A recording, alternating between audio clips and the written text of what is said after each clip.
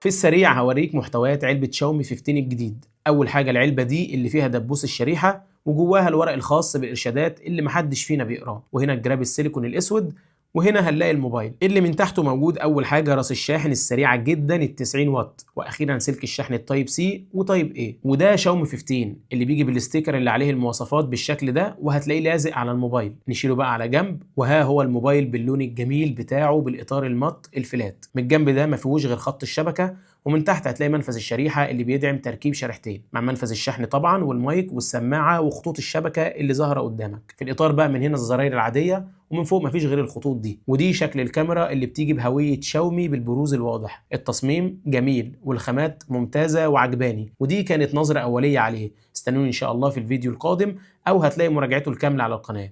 شكرا على المشاهدة، وشكرا 50,000 مشترك. مع السلامة.